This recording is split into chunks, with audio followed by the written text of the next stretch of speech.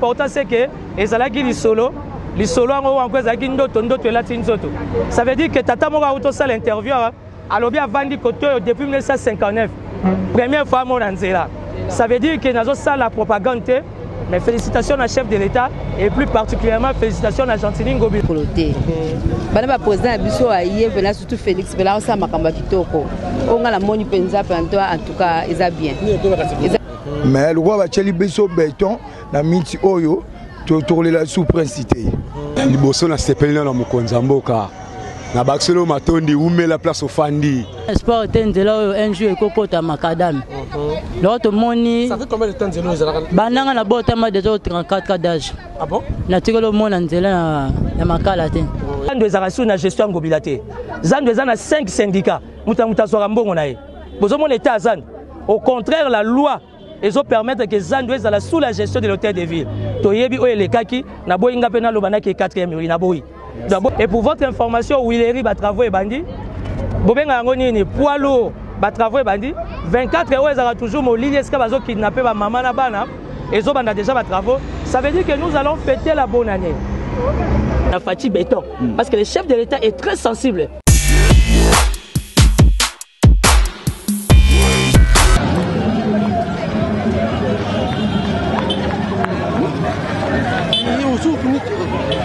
Voilà, mesdames, messieurs, merci, bonjour, à travers chaîne Nabino. Neto Barabiso, tu as toujours liste de informations Izali, information Izali, à Bokomona, tu as la route 24, tronçon, il y a Nif, c'est-à-dire côté il y a Landu, Titokoma, na Wendia Selimbaou, et c'est pour certains, Nzela Oezali qui oublié il y a longtemps, mais avec l'arrivée et à présent Félix Tshisekedi, vous allez remarquer que Baché béton peut permettre aux trafiquants et à venir parce que les alliés seuls Nzela la route numéro 1, Oezo Wuta, Kinshasa, Tiezo Kende, Ti, Kutanina Koto ya route Matadi pour Ekende, Congo central. Et ça va permettre biloko ekotaka et alors impraticabilité Nzela Oyo et ça qui vit et comment cher Koto. Alors avec la permission vocacité de la Lingala, il y a mon amour qui a fait Tshisekedi Oyo et Salami en béton. Mais j'aimerais à ce que nous avons quitté sur terrain, de me rejoindre quelques avis parce qu'on a eu hier la visite du gouverneur Gentili Ngobila Auto pour saluer pour que Amon Nengenini Makameko Salama. Alors on va prendre certaines interviews. Il y a Bandeko Oyo Bazan Dinganinga. Est-ce que réellement alors tout le monde a quelques bateaux. Alors merci. Bonjour Papa Nangaï. Bonjour. Vous allez habiter à Kotoyo? Nous allons habiter à Selembao, mais quartier c'était vert. D'accord. Papa, tout le monde est là pour exactement impraticable, mais le bon, tout ces pélins d'enga babongi si les bisons c'est là et ces pélins sont makasi. Bon, on a tous accroché le boko à Kendra Liboso. La gouverneur. Ah ou mais là na musala na ye. D'accord, merci beaucoup. Merci. Bonne maman. Bonne papa. Boni. Santé madame moi. Santé bien la grande. Pour le ndenge nzelo comme boye ndenge zalaka na ndenge président Félix na Gentili Ngobila le ba ki ba tie pour na bon musalo ça na ville de Kinshasa. Rolo bani. En tout cas la CPL vraiment. La CPL vraiment donc mukomusuna leka ki en tout cas na kokaka ta otali kolote. Bana président biso aye vela surtout Félix vela osa makamba kitoko. Onga la moni penza pantoa en tout cas eza bien. Eza bien donc atana gouverneur na biso a vie de Kinshasa Ngobila en tout cas aosa makamba malamu. Tellement la uti bana kuna tia la kokata otambola temela la uti kuna na rekuna la kitina na hôpital ya nino. Oya sana tina zo ya boye donc na oya pete na beto na zo lekalanga les na ko kuti soko la tata papa likolo ko ka kotambola te mais le bela na tamboli vraiment tina zo kezo transport. Merci beaucoup. En tout cas la CPL kitoko makasi Tobo mawa mboka na biso ba terrasse ezate ya mai ba terrasse lukola soki kangami ba terrasse oyo yango mona kama tite tundaka na balabala soki nde ba terrasse ya malamu ezali kula neta mai makelele to na bandale sika ba batio ya mai ezali soki mai ezokule te salite kuzala bino resaka mokonza mboka sili ya Ngobila Kinshasa Gentili Ngobila Babango il fallait que le cola bandisi mbabeto boye. Fallait que musala ekende liboso. Pour de mboka kisaza soke zana sécurité. Et lo que zo bebisa biso banzele zate. Ozomona mutu tango akoleka boye to autu epa mususu ayi koleka yuko kuta matiti tunde na barabara balobe mboka eza salté. Nzone matiti wana ba mususu esika kene kotiango ezate. Bongo akomona kaka ake kutika na porte muninga le muso abinu na tongo ayi kutika ngo na porte na bino to ayi kutika na kati ya barabara yango matiti yango ezotunda mingi baba azu alikuwa neti babeto ba camion o mubudu azaki kozwa mubudu azaki usaza ba pano moko ya minene soki mudu azu matiti na ye ake kutika ngo kuna siko tango ake kutika matiti wana kuna camion eyi kozwa yango ememi yango. Merci beaucoup Temasa. Yo comment on a offendu ya ako na merde fanza kisele c'est au fond du côté c'est marrant te ya bumbu la nina kota bumbu oza bato ba exploiter kanzela o n'est-ce pas na ndenge mone comme na ndenge zala kini lokobisa bisa mkonza mboka akolanda yo sikoyo et puis na gouverneur ya ville Kinshasa te na pesa le beso merci sponzela biso ebeba ki a makasi ebeba ki pena makasi mais na moni senti pe mo gouverneur ayo abongisi pe nzela et puis atali to sepela ipena to sepela pe makasto ya mbebe na sengo nyoso saliba ne boni depuis le zaki impraticable ndenge zaki ya kobeba saliba ne boni bambula boni pona bo santé mais ça pe bambula ebele makasi bambula ebele makasi na bo santé ebele pe makasi bino boza bato ba exploiter rien oyo na ba maison na bino ils kitoko mingi ça ce que ça la moi bien ça la permet vous avez difficulté ni les énormes abi ba difficulté yo teka client peu moyen ça tata na salité na nzela moyen est-ce que ça moi ce que pense bien ça la peut bébé na pe client ya pas somba pe biloko mais ça na ces personnes na senga mokonza ya gouverneur de la Kinshasa il on a senga papa to se permis no bosu nzela et l'autre la vie sociale tolé la fois vie sociale nzela to se pe bongi mais vie sociale papa tolé social na se pe gouvernement abomisa pe makambo ta vie sociale na mokonza mboka fachi beton to se pe fachi beton ye pe beton toujours to leli pe fort. D'accord, merci. Bote na kombola nga bwese na vani na ngambo ya Selembao.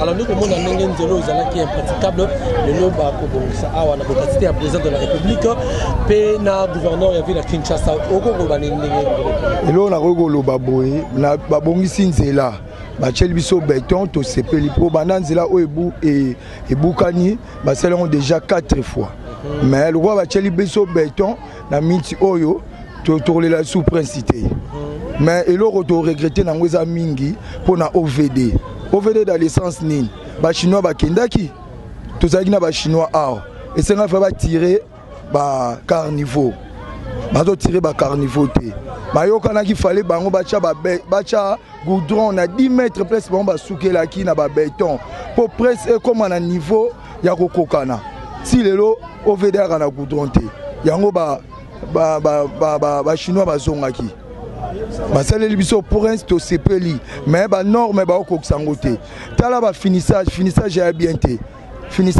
te to boite gentinier ki lobby mais finissage et ça bien te to ye awa na wenza Selembao ba bourgmestre ba osalelo te bourgmestre bumbu na Selembao ba oteka likolo ba carnivore soki akomboli azwi biloko abwaki na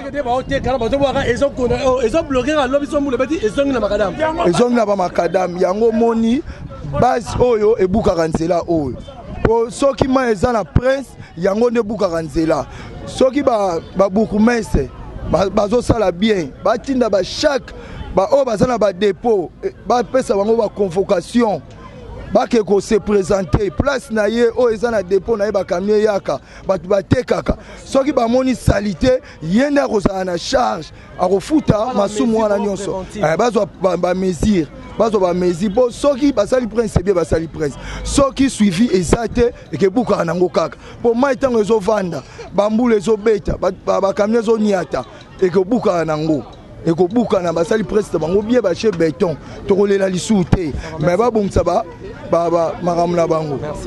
Mbote hein? Mbote papa. Alors biso toye awa to moni ne ba bongisi makadam oyo 24 na niveau ya Selemba Ubumbu awa oyo ezaki impraticable ni loko ko na makonza mboka ndenge basala ko ni loko ko kwa côté comme loko mo oyo ko sala.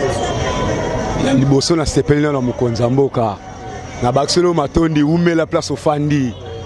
En plus nzela to monongo kitoko to sepeli to na osuka kuna na se to monongo bela kitoko mais souci na biso eza bakanga niveau fo ezala malamu pona mai ekulaka mpanzi mai sozo tambo na 4 prince eza mabe en plus boko limbisa ngai lobi gouverneur ayaki afongoli nzela mais lelo to kamwe nzela ngo bokangi lisusu tozoyeba te esili bi esili te à part ça tozana posa banzela de tomoni tokolia banzela te na vie ozo sala nzamba bakisela yo mikolo opusana tomoni classe abongo social pe yango na solo tomoni classe ofele tolingi pe kolia social ya mboka ezala même banzela ça fait partie ya social banzela ça va mais ce que souci na biso social koliande ezala. Merci beaucoup Ndeko. Orumela na kiti na yo ata 2 ans ata 20 ans ata 300 ata 200 ans ofanda muto longolo azate posa mwana mbo ya mboka. Merci ne siko fandeli mbote pe ngai oui mbote voilà ozali pratique ko fana photo yo na fani na bombo alors le long de là na 24 na tronçon entre ni petit to que nous Selemba où aux activités ya praticable mais le lot ni l'impression ko ko par rapport ya makambo isami ya mokonza mboka pe na gouverneur à ville. Bien, dans un premier temps tout ça ya ko sepela ndenge ba bongisi nzela parce que nzela eza selon Stanley ville à Tigaya Kolobaka le Congo sans chemin de fer ne vaut pas un penny. Alors, nzela eza ko favoriser nzela en soi ezali malamu mpona ko permettre mituka na biso batu to tambola. Mais naza ko déplorer un peu moi muke parce que nzela ngo basali so totali à ma droite moi libule yali et ko risquer lisusu et créer ma baie surtout matin à niveau ya station kuna libulu pe ezali na luyeye surtout kiti na côté ya Kimayala libulu il fallait basi sambala moko nzela ngo comme ça et permettre fluidité ya mituka et tambola ndenge ya bien ça va déjà dans un premier temps naza resepela parce que na tiré comme on a bétonné cette fois-ci nzela yango carrefour où ils ont mis entre Landuna 24 mais sauf que ndenge na uti ko yebisa moi ba des fois il fallait ba bongisa na ba caniveau eza bouché on n'a pas dégagé ba sachet ba bidon et aliwana ainsi de suite là mais sentiment dans un endroit ça sentiment ya ko sepela parce que ba bongisi ka moi transo yo ezaki ko créer embouteillage makasi voilà merci de rien. Mbote papa comment nga monsieur Philippe Mpaka na fandi juste na commune à Bumbo donc eza secteur na ngai. OK secteur na yo mais nzelo ezali na ndeni ni bon nzela en tout cas ezala qui est impraticable jusqu'à ce que musala salami vraiment c'est appréciable to sepel na makasi po nzela ezala ki mitukoro ya ozwa transport comme ya olieba comme sabino tina terminus ba osuki sabino kaka na chaussée tamsou avant après prison wa baluki mais cette fois-ci musalo basali en tout cas to sepel na makasi. Il faut adresser un message particulier dans mon konzi mboka Félix et puis na gouverneur à ville de Kinshasa ko bani. Bon, nako bwakela wanka ba fleur par rapport à musala o basali en tout cas na kota la qualité musala ngo eza penza na moni basali on a ba matériaux durables je pense qu'il faut bwakela wanka ba fleur. Suivez nos années que ça puisse continuer. Oui souci na biso eza mboka eza la même kitoko mboka eza la même elengi ozo tambola oza fier na mboka na yo ke o tambola ozo zala na benketi des kitoko minité de likambo secondaire yango wana. D'accord. Merci beaucoup. Merci. Mesdames et messieurs, je crois vous comprenez Touti Selemba Bumbu Bomoni Ndenge Misezo Salama Kuna. Alors selon habitants ya Selemba balobi nzele zala malamu mais bakosenga na gouverneur ya ville ya Kinshasa Chantini Ngobila pe na président Félix bakaniveau bakosala baboya bamama batekaka liboso parce que bango bakozongisaka basalite nde kozonga na makadam na mbula kobeta. Alors tolongo kuna bokomona esika tozali awa bayeba fanda Kinshasa bayebi ezali route elengesa oyo ememi ti babengaka yango bakala ngunza, voilà. Donc nzela oyo euti victoire ezalaki impraticable à beaucoup d'années nde bokomona biso tozali siko awa siko kotala misala ezokende ndenge nini et comme le niveau nini et puis bokoyoka bapopulation ndenge bakoloba est-ce que basepeli ou basepeli te ekozala nde nini ekomati wapi. Alors tolanda misande osama et puis tokozwama bandeko bakolobaka. Merci. Voilà ndeko nanga mbote papa tozali na elengesa justement elengesa makala ngunza vraiment. OK, alors comment ndenge ezala qu'est-ce que ndenge ezala ki malamu bon ndenge ezala ki na par rapport ya siko tozomona lelo a droit tozomona développement ya mboka o mokonza mboka azosala nino ko bakati mokonza mboka na azola na biso na Chantini Ngobila. Bon eloko mingi ya kobakisa ezate eza esengo mingi pour que tomoni makadam o ezake bana na biso na ba papa ya biso bakufa kala batika komona même initiative féoté. Donc pour na biso en tout cas to sepeli la génération ya biso to monion pour que bana biso bazala sauver. Merci beaucoup. En tout cas na sepeli makasi ya minga olobezate. Donc a continuer na musala oyo nzamba opambulaka un jour. Voilà, wana ezali bandeko ya ba habitants ya Kotoyo ya Elengesa awa ekaboli des quartiers hein et des communes hein. Des communes, commune à Bumbu na commune ya Makala. D'accord. Voilà, donc voilà.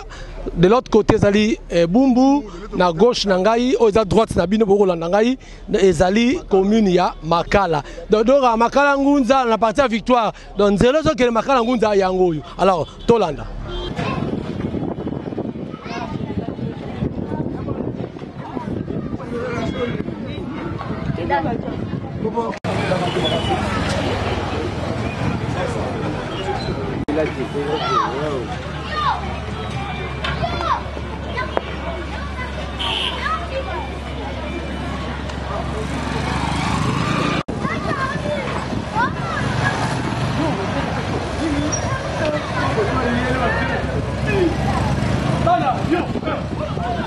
Mbote ndeko nangai.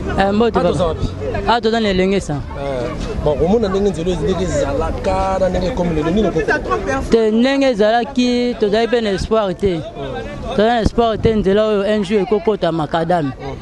Loko tomoni. Ça fait combien de temps nzelo ezalaka? Bandanga na botama déjà 34 ans d'âge. Ah bon? Na tikolo mona nzela na makala te. Oui.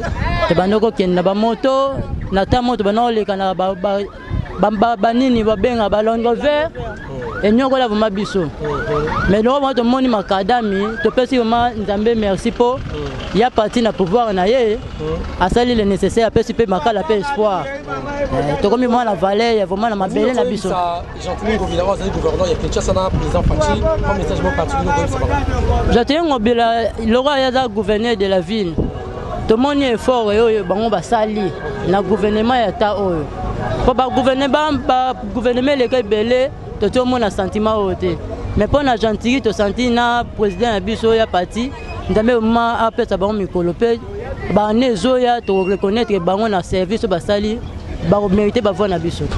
Merci. Mbote papa nangai. Mbote papa journaliste. Tozali wapi? Toza précisément na Makala na venir Elengesa na route asphaltée au Salami à Sika banda mokili salama. Donc c'est la toute première fois et Salama nzela au la route asphaltée. Grâce à notre président, cher notre président Félix Antoine Tshisekedi Fachi Béton. Ouais. Alors comment ça fait combien de temps Nzelo Zaki impraticable? Ça fait 60 ans. Hein. Ah bon? Depuis Kinshasa Kinshasa, depuis après l'exception d'indépendance, Nzelo est impraticable. Donc, dans le Bosso, tout le monde a une initiative et à la route asphaltée, c'est Fachi Béton quoi. Bon, Chantini Ngobila a exécuté tant que gouverneur de la ville. Ok. Et on est c'est mon habitude de moi. Alors, ce qui nous a un message particulier, le gouverneur de la ville qui s'appelle Fachi parce qu'ils ont bango une balai, ou bah pour ça que Nzelo a pratiqué. Ni ne compétence comme message, ça ils appellent leur mot vraiment pour ça bango pour que ça la plus Bon, moi, personnellement, comme on a, mais c'est Alfred Makuna. Nazo lance appel na chef de l'État. En tout cas, aïbaki population à Makala na Bumbu. Abiga. Population à Makala na Bumbu baza derrière yé. Donc ils ont mutu moko ta kolo ba contraire ya likambo eza pour na chef de l'État. Il compris pe na robaxana Gentini ngobila comme gouverneur. Donc Makala Bumbu ba simana atala na makambo Makala malamu. Le rôle a sali route où il est et sous Kara Awati. Et que tu as? Et que tu bypass. Ok, tu es armé. Tu es armé. Tu es mon afula. Alors, Ezalara Ralinik Nzela, tu es pour Makala, il faut que l'on enclavement, donc désenclavement. Alors, ceux qui l'élo est comme désenclavé. Ils ont un avantage macasse pour nous. Ils ont un avantage macasse pour faciliter Bataba Congo, faciliter Batambinza, Ngalema, mon afula, les bagues dans contour à rond-point à victoire, doit être trop sombre à raccourci. Et puis, et là, on a au Baksana, chef de l'État, on a lancé appel nae, son excellence, à la sous route où ils ont un ciment et l'engesa. Neti à venir des amoureux, mettre croquet, à resalan sous route, qui moinza, ezala sous na route asphaltée pour aider route oyo, ezala inondé na bamituka. Tant ba inaugurant, ezala un étouffement total. Donc, pour aider au moment mouké à salon route secondaire, pour nous sommes en zéro et kaka continuer route wana mususu. Et puis à aider population makala là-bas derrière na Bumbu, kocha ne fiskata ba carnivore na bari. Ole za la mai le gana katikati ya balabala, ba carnivore ezana mwa mipanzi pona elongola ba salité sala mwa propriété. Wana en tout cas ba adorer le rôle nzambe, le rôle petit dieu quoi. Merci. Sera sala ngo ezale sengo mingi. OK. Merci beaucoup. Ndeko na biso bazana ngola. Au bazar partout dans le monde, toi là toujours derrière chef de l'État, par exemple initiation à Moukiaki Tokoboé. Toi ça derrière toi appuyer pour Fati Béton, Azara Fati. Bonjour. Bonjour ndeko journaliste. Tozalano awa il y a de cela plus de 3 mois, tu as autant la misala ndenge bandaki, mais les lots tosali na op inspection. Totali selemba o totali elenge ça meto bani non elenge ça auto tika ki yango au début. Nengo moni évolution misala on a place au ngano les lots telemi réaction est ça. Non, en fait, moi je reste dans un respect des principes clairs. Ça veut dire que pendant le confinement, on a pris des risques de la manière que tout kita awane lengé ça parce que le gouverneur Gentini Ngobila ngai naza parmi bato bazako critiquer politique na makasi mais la linga kotika la kana critique té j'aimerais être un leader d'opinion na la différent na sali rapprochement pendant le confinement to kitaka to mona ki nzele zaki dans les oubliettes les lots to ko ya après 3-4 mois il y a déjà sur 6 km il y a déjà un demi-kilomètre déjà et c'est Salami doit pratiquement 2 km. Ça veut dire que Tigali 4 km, ça veut dire au Bandi, Bandam, Wenza Mariano, au Kendobimati, après Samonga Fula. Ça veut dire que Elenges aujourd'hui, tu as Kasavubu, tu as Kalamu, tu as Ngiringiri, tu as Selembao, tu as Bumbu, tu as Mongafula. Et percé 6 avenues et 6 communes. Donc, Lelo, nous avons commenté un constat parce que Nayaki Nabino, Awatoniataki ma banga. Mais lelo toniati makadam et puis tomoni ba ouais ça transport tomoni ba taxi ça transport tomoni ba taxi bus ça transport d'ailleurs au chantier ndenge zo continuer et comme d'habitude na yenga imogote na se faire représenter na ba ndeko ya cabinet ya gouverneur ba ndeko cabinet gouverneur baza pour lobby gouverneur ngobila emoka zalaki anga na boya na boya na boya ki sanga na ne comme les noirs abatami na simagouv. Moi, je me suis organisé à ma manière étant leader d'opinion. Natala non ma kelele au gouverneur à Tchaki na TV si réellement Misalamou est salami. Et je peux dire gloire à Dieu. Le longana bino toyawa. Tout le monde qu'est-ce que Tony ataki mabanga. Ah ouais, toza Nicolas Macadam, ça veut dire qu'avancer ça. Mais ouais, ça cadeau empoisonné, il va parler là-bas caniveau, il a bien que, parce qu'on a déjà on voulait au bêta, aux obomés là-bas tourner inondation côté. Non, en fait, ils ont chantier, ils ont travaux, ils ont des bandits. Bon, moi, déjà, ce que tu as outil qu'on a les bandits, ils ont sali ba caniveau. Ça veut dire que ba caniveau, mususu, aux hommes on a coûté que, donc moi, tout ça là, moi, on ça la émission, interview bien que, pourquoi parce que tout ça vraiment en plein chantier. Donc pour ça, là, une façon de dire que les cadeaux empoisonnés a dit construire pour Moniango, matériel les a. Na boy no bito comme au procès ngobila. ndenge ezalaki procès Camille. Est-ce que bayaki na appel d'offres? Bayaki na appel d'offres lancé par l'hôtel de ville, non par le gouverneur, mais lancé par le gouvernorat. On a agrégé. On les agrégé. Pour ceux qui ont agrégé na Fachi Béton, ça veut dire qu'on dit que ça là. Mais le plus important c'est que ezalaki lisolo ngo encore ezalaki ndoto elati nzoto. Ça veut dire que tata moko auto ça l'interview alobi avandi koto depuis 1959. Première fois mon nzela. Ça veut dire que nazo ça la propagande. Mais félicitations à chef de l'État et plus particulièrement félicitations à Gentini Ngobila parce que ça c'est la bonne volonté. Oyo Ngobila a remplacé Salagi 12 ans. Bambongo Oyo Elenge Sangana Zayen Assemblée provinciale et bima plus de 6 fois. Na comprendre le thème miracle ni Ngobila Sali même pas na 2 ans à ça déjà Nzelo. C'est pour dire que Kinshasa c'est pas seulement la Gombe mais Elenge ça traverse 6 communes.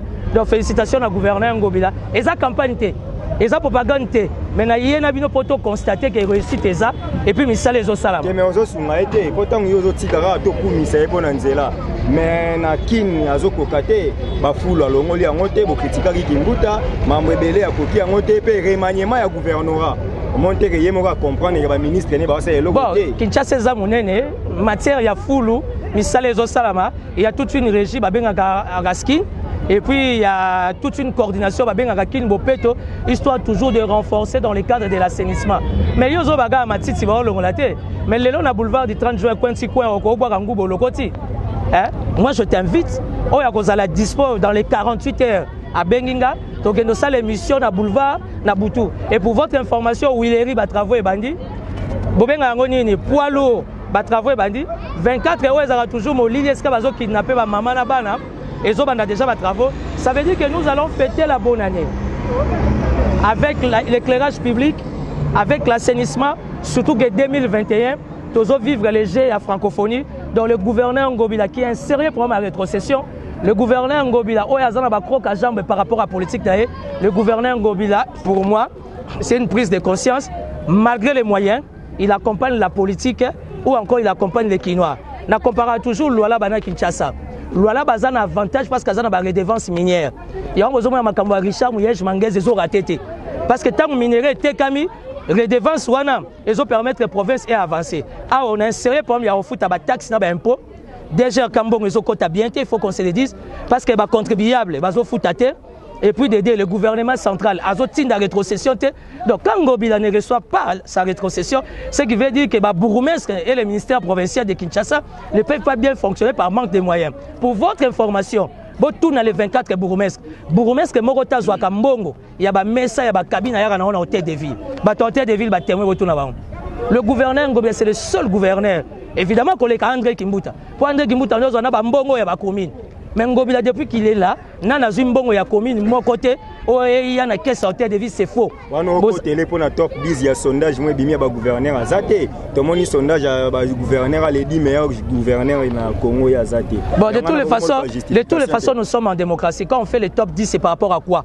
Parce que Bissonne est leader d'opinion qui t'a intérêt. Toi, tu es journaliste d'investigation. Au Botami, au Kolina Kisasa. Aux hommes, on a que moi avancé ça. Parce qu'il faut qu'on se le dise, il y a un problème de moyens. Je ne suis pas porte-parole d'Ngobila. Pour preuve, à salir remaniement, gouvernement, il y a cabinet Kombo Langezate. Je suis leader d'opinion. Je préfère faire les choses avec vous, la presse. Pour bien pour accompagner la République. Les lots Fachi Béton, il faut comprendre que le chef de l'État, son collaborateur, c'est Ngobila. Parce qu'avec les faibles moyens, mais le gouverneur Ngobila, alors ça c'est nécessaire. Pour le réseau à Minda, oui les réseaux à Minda, 24 réseaux à Minda, on a invité nous à 48 heures, Togelia na boulevard, Tosomba Shawama na boulevard, Tokwa Isatonga, Total Asoro Lokotate. Ça veut dire quelque part il y a un certain niveau élevé à volonté. Restons rationnels. Chantier Yango Bozo mon ami Touka, trafic et zongi, ça veut dire que qui salo ezali. Merci beaucoup moi Namboka Timothée Lenoir, aux leader d'opinion. Et tu es vraiment na combat dans des qui a dénoncé ma ville province à Kinshasa, Bokanga Kiawa Ndekonde Kimbuta Tiki vraiment badete belé na kata ville province à Kinshasa. Mais le loko yo, oyo web ça va tout à la mission un peu de partout. Na moyenne nini oyo moi Namboka Chantini Ngobila Kazali ko sala misala o nyonso parce que jusqu'à présent au bata recette mon côté ya commune et côté Saka. Non. Je vais être clair. Je ne suis pas de l'hôtel de ville, mais je suis un expert à ville à Kinshasa. D'ailleurs, on peut savoir une information pour vérifier. Sur les 24 bourgmestres, Mokotaïra n'a pas dans l'hôtel de ville. Même si ce qui me sait, c'est parce que le gouverneur, c'est un manager. Ce qui est bien en politique, quand vous avez un chef qui est manager. Parce qu'un manager, il a 1000 mécanismes pour recréer des ressources.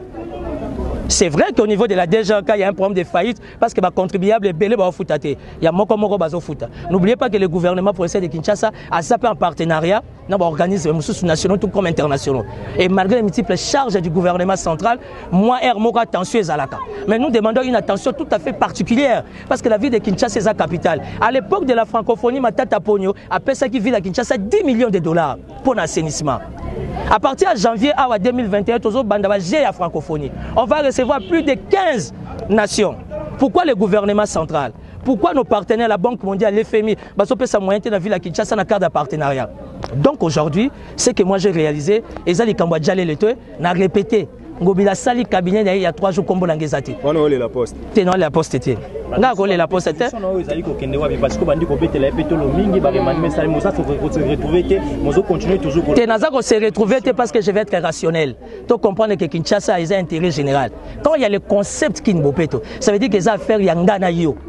Tout le monde est bien sapé ici. Bon pour nos combo la liboso no fongo bilaya. Naza besoin ngobila pe sa poste na maboko caméra. Na besoin poste te. Wana eza débatté. Na fongoli ka parenthèse. Naza na maboko vital caméra. Na besoin poste ngobila te. Et puis mbonga ngobila non na bandolia te. Na lingis ko na bandolia. Mais na lia mbonga lwalaba. Ngai mutu na ba vérité na lia mbonga lwalaba utaka lwalaba ye Kinshasa. Mais mbonga ngobila non na liete. Na lingi kanye na zala rationaliste. Kinshasa passé 12 ans ya gestion moko médiocre. Aujourd'hui on a un gestionnaire manager par expérience plus de 30 ans, Ngobila, avec les faibles moyens, à ça pour accompagner Vision et Fachi. Donc les deux aussi, le chef de l'État comprendre que s'il a un partenaire dans sa collaboration, c'est le gouverneur de la ville de Kinshasa. Zando pour votre information, vous avez un journaliste qui mener une investigation au ministère intérieur. Zando est à la gestion Ngobila. Zando est à 5 syndicats. Vous avez un État Zando. Au contraire, la loi. Ils ont permettre que Zando soit sous la gestion de l'hôtel de ville. Toyebi o elekaki na boyinga pena lobana ke 4e mur na boyi. D'abord que Zando soit sous géré na maboko ngobilate. Tozo senga la chef de l'État par rapport à cette opportunité de comprendre que le marché central c'est une grande administration. Il faut zonger la gestion de l'hôtel de ville et permettre à l'hôtel de ville à canaliser recettes pour l'intérêt avec. Ah, c'est comme la gestion en année, on devait jouer ce faux bisanga. Pour moi, son lobby n'a que 4e mur. Naboyi. Merci. Merci. Nous avons un awa, mais ce que yo to que nous belete. Yo un hôtel de ville. Hôtel de ville par na bino zani na marambo. Po to zomo na mini gouverneur yemo ko dans avant-plan. Mais ce que bino pe boza structure ça. Au dans cadre de bino pe boza structure c'est-à-dire. On dirait gouverneur comme tazo bunda yemoko. Bino DGRK bayare pa na bino te bolela mbongo ezate raski mbongo ezate bino ka mbongo ezala te donc le gouvernement doit ça effort au moni gouvernement provincial à Kinshasa bana Kinshasa bapesaki mandat na bango na Gentili Ngobila Mbaka donc na suka ya mandat Gentili Ngobila Mbaka ndem ta kosala bilan par rapport ya mandat au bana Kinshasa bapesaki yango no moni yemo kaza au four et au moulin c'est vrai. Biso dozana cessé, mais d'abord, dans le premier plan, Yemo connaît le visionnaire, Gentili Ngobila Mutazawa. Misala Oyoyo, Roger Zan, il y a combien de mois pour toi bon, au moins, na vision Kinshasa Bopete au ya gouverneur. Alors, baki, a Otonga Banzela, Otonga Wanda, c'est-à-dire la modernisation. Banina na route au ya Elengesa, au etikala jamais gozala banda Congo ezala. Mbala liboso batonga nzela oyo voilà to kepesu na avenue qui quitte mbala liboso ekobana na lemba eke okende tina commune na bandala et durée nango c'est vrai au moni to uti ko bimana na covid et ça là que na monde entier crise économique ezalaki moni ndenge ndegule noir a uti koloba malgré crise o wana Gentili Ngobila comme aza grand manager atelaki na ndengo place au ko beta ba porte azimo ba moyen au ko zo na ndango esali ki misala zo tambo mais ni tete yango peut-être d'ici fin de l'année au déjà aussi mais avant que mandat nesi là ba travaux au nyo soit lancé aussi là mais bazo pardon on va reprocher Bebino bolongwe na Kinshasa Bopete bobomi na ba commune et comme yo semaine au commune moko semaine au commune alors que Kinshasa Bopete kufi bo ebisa c'est Kinshasa Bopete eza concept yango ezo sangisa nyonso. C'est-à-dire que aucun commune au moins par exemple Matete Bopeto commune tel Bopeto donc ezaka ka ba sous branche ya Kinshasa bopeto oyo libo Boto suksa ni botoms ba baza ko sala ba critique moi mingi ba analyste politique bazolika na ba télévision ba mona mboka ngobila azali ko sambriye ye moko azoyi baté comment gérer la ville province ya Kinshasa abani na kini bopeto akei na kokola mapa akei lelo na bandonga banzela au fait alingi nini concrètement pour la ville ya Kinshasa soki osangisi nyoso wana sukola magasin kitambo sukola lemba sukola oyo ezozonga kaka na Kinshasa bopeto na banzela nyoso. Alors ndeko na je crois que tozo clôturer na moni na question sur la gestion ya Zando na moni ndeko Timothée Asali Bouche B à Boy Koloba. OK, maintenant tout il y a eu quelque temps une certaine polémique entre VPM intérieur pour la gestion ya nini wana. Alors ensemble nous toboy polémique. Total Liboso. Total Liboso. Les amis, Tom c'est à l'hôtel de ville comme l'a invité. Na boy to exposé Tom. D'accord. Dossier ya Zando yi. Total Liboso. Boye beska dossier ya Zando bandaki. Wa ba journaliste. Boke ndo tout ne sike bandaki. Qui ne sait pas que Zando tout le monde on a compris. Merci. Le plus important, Zando n'est pas géré par Ngobila. Mon résultat. Le commissaire Jakuluna salité badal. Donc, bino ba journaliste bo sa musana bino bo faire comprendre na Fati béton parce que le chef de l'État est très sensible. Na voix la population des papas avec le peuple d'abord que responsabilité à Zando et zone n'est pas gouverner, ce que simbité au moins il y a une responsabilité. Le lot on a plus de 5 syndicats et zo bambongo na Zando. Donc Ngobila za wana te. Naza porte parole à Ngobila te, na bate ndeko nanga poto boye hein. Yelo waswa déjà ni moi qui bon merci. Merci beaucoup.